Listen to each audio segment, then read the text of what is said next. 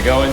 Tim Kanak with Perkins Roofing here, and today we are going back to school. We're going to talk about what I like to call the insurance snowball of death. You'll learn out quickly why I call this a snowball rather than a cycle, but it is a snowball. And it is definitely a cycle of death, but a snowball of death, because it keeps getting worse and worse and worse, and it's going to keep getting worse and worse and worse. And to be quite honest, I don't know how to fix it without just completely scrapping the entire insurance agency, the entire insurance industry, and starting from scratch, because we're in it, and really I have no idea how to get out. But a lot of people don't understand how this happens or why this happens to begin with. So I'm going to describe how and why it happens. Maybe somebody smarter than me can figure out how to correct it. Number one, we start with contractor insurance. As a contractor, we have to carry general liability insurance, auto insurance, and workers' comp insurance. Now, what do these insurances do? There's a lot of confusion about what these insurances actually do. General liability insurance is to help customers with damages that are caused by leaks, to help fix the damages that were caused by the leaks. This is where there's some confusion. General liability insurance does not cover fixing the actual issues that led to said damages. It is only there to fix damages. So a good general liability policy will have very few to no exclusions, which I recommend you watch my other video on insurance. There are a ton of exclusions that a lot of insurance policies have. I highly recommend that any homeowner, when you're hiring a contractor, have someone versed in insurance, your insurance agent for your house, review the actual policy. Getting a COI is not good enough. Anyone can provide COIs. The COIs do not show exclusions. Getting listed as additionally insured is not enough. You need to know what the exclusions are.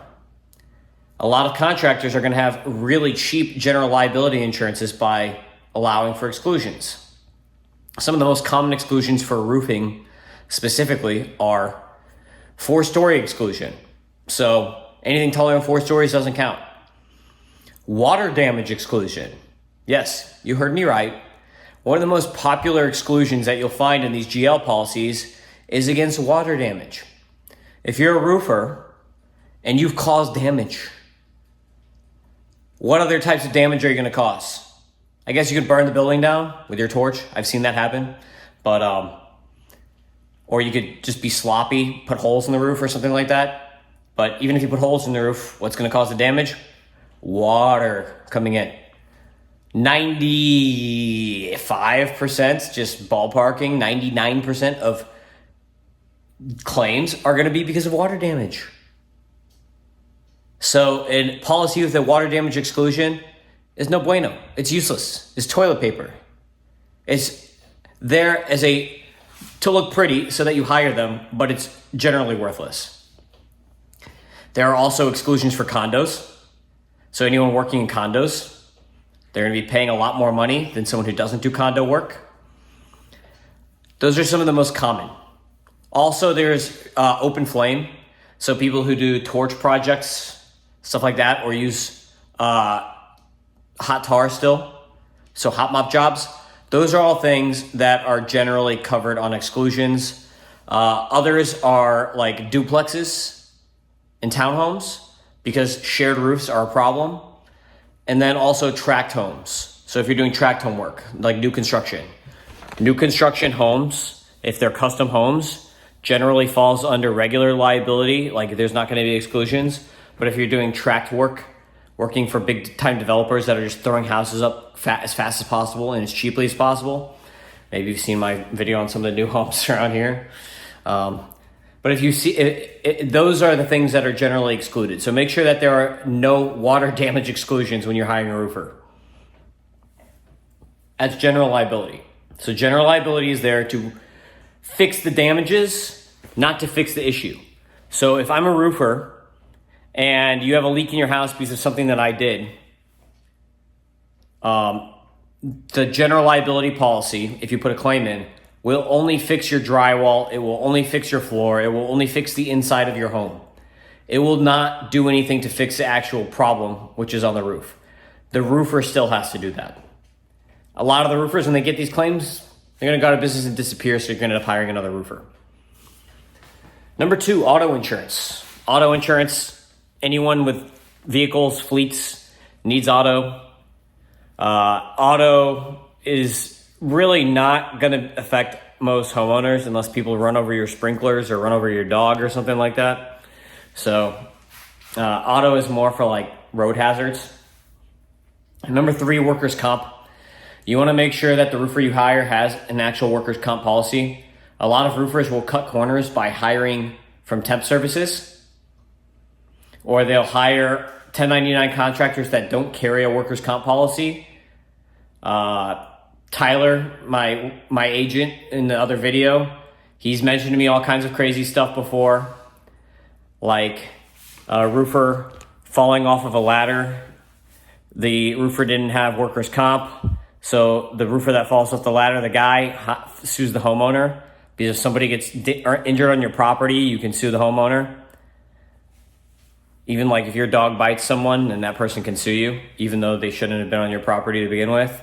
So workers' comp insurance will protect the homeowner in that sort of injury happenstance. Injuries happen. Roofing is very dangerous. So you want to make sure that your roofers actually have workers' comp, and it's not just through temp services that have lower policies where they don't report the hours correctly, because that's what they do, is they'll hire guys through a temp service and then only report like 20 hours and then pay the rest under the table so that those guys are on workers' comp. But guess what? If they get in an accident, they're not going to get fully paid then. They'll only get paid for the 20 hours, not for 40 hours of work.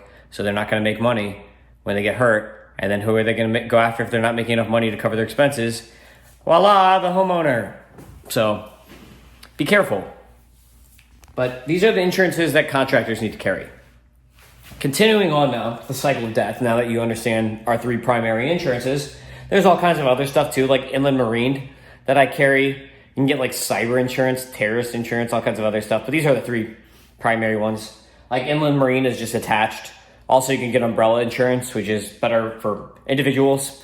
But nonetheless, we will move on through the snowball of death to scam, claim, and a settlement. This is what happens next in this snowball of death. A lot of scam claims appear. I've been doing this for a long time. I've dealt with way too many insurance claims and lawsuits, and 95% of the insurance claims are scams that have been placed. Some are legitimate. Nobody's perfect. They happen. People mess up. Generally, I try to fix it without going through insurance when we do mess up. So I'll just pay out of pocket to fix it myself, which is why in my contract terms, I have a 60-day letter of notice. So if there's an issue, you have to let me know within 60 days so that I can fix it myself. If I can't fix it myself, then yeah, run it through insurance. If it's too expensive or not something in my wheelhouse, then yeah, we'll run it through insurance then. But give me the chance to fix it as a contractor. I want that. But 95% of claims are scams. I cannot talk about some of them on this because some of them are still currently in litigation. But I've had people put holes in their own roofs before. I've done flat roofs where people a couple of years later decide that they want their flat roof to now be a sun deck. So they install a railing through their flat roof. Railing guy doesn't seal the railing. And when you install something through your roof, a new penetration, you need to call your roofer to make sure it stays under warranty. If you just screw stuff straight through your roof without telling your roofer, guess what? Bye-bye warranty. But I've had fake claims where people have installed railing system on their flat roof before. And then guess what? They ask for 250 grand. Everything goes to settlement. When it comes to insurance, it all gets settled. It all goes to mediation. Nothing is one person or the other. They all get settled somehow. That guy got money. Put a hole in his own roof, got money. I have had claims where tornadoes hit a roof, and instead of running it through their windstorm insurance, they blame me, even if the roof is 5-6 years old and had no leaks. All of a sudden now the roof is bad? No. Windstorm claim. Run it through your homeowners insurance policy. Nope, I don't want it to affect my homeowners rate. I'd rather it affects your company's insurance rate. Thanks for that. All my customers can say thank you too, because we'll see what happens after that happens. This is why it's a snowball.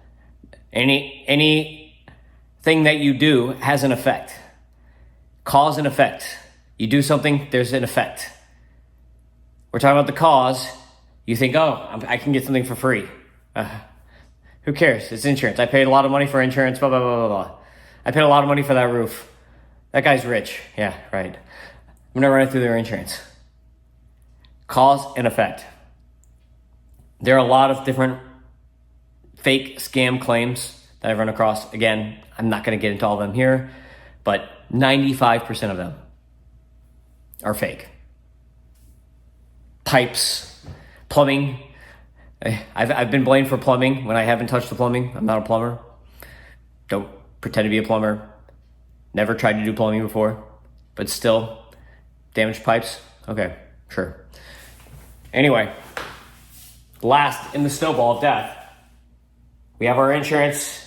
You put a fake claim on my insurance. Same thing with auto. I've had crackheads jump in front of my trucks before because they're marked and they have Perkins Roofing logos on them. Like, that looks like a good company. Let me jump in front of this and see if I can get a buck.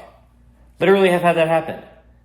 I've had former employees get in car accidents and they say, I got in a car accident and I'm hurt, blah, blah, blah. Even months after the fact, right? So all kinds of crazy stuff. Scams. A lot of them are scams. The results of these scam claims. And this is why insurance sucks. And guess what? This is contractor insurance, but the housing industry has the same thing going on. So if you're wondering why your homeowner's insurance is so high, that's why. Scam claims.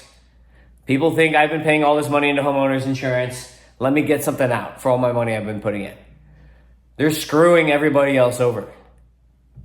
And later themselves, because their own insurance, what's going to happen? You put a claim in, your insurance is going to drop you. And then next time you try to get insurance, your rates are going to be higher. You're not going to win. Insurance companies are the only ones that win. Nobody else wins. The consumer loses. Everybody loses. You're hurting other people. You're hurting yourself. Stop doing it. So, results. This is what happens. This is the effect from said scam claims. Again, like 5% of them are real. Maybe even 10%. But from my experience, at least 9 out of 10 are fake. So the results. This is what happens when a scam claims in. This is what can happen. Number one, the contractor's insurance is going to increase because our insurance is based on losses. If you have 0 losses, you're going to really get a really good insurance policy. The more losses you have, the worse that your insurance is going to get. It's going to get higher and higher and higher. So your insurance, when someone puts a scam claim, is going to go up. Homeowners putting scam claims from a hurricane is going to make everybody's insurance go up. Theirs and everybody else's. Deductible paid. I have to pay deductible. So I come out of pocket actual cash money, not to mention my insurance going up. What happens when my insurance goes up? My price goes up. You think I'm going to eat that? No. I'm a business. Whatever my costs are, they're going to be transferred to the customers. So if my insurance goes up because of a scam claim, that means my price is going to go up. This is 3A, by the way. There's 3 possible outcomes. After my insurance goes up and after the deductible is paid, there's 3 things I can do. I can either pass that insurance cost going up along to my customers, which is what I do. Or I can just quit. I just quit and say, screw this. My prices are too high now. Can't get any business now because insurance, I'm going to quit and become a roof inspector for the city. A lot of people do that. Why do you think people work for the government for a salary, making less money, when they can make a lot more money doing this stuff on their own? If they already have the license, they already have the experience, why wouldn't they just rather do this on their own and make more money?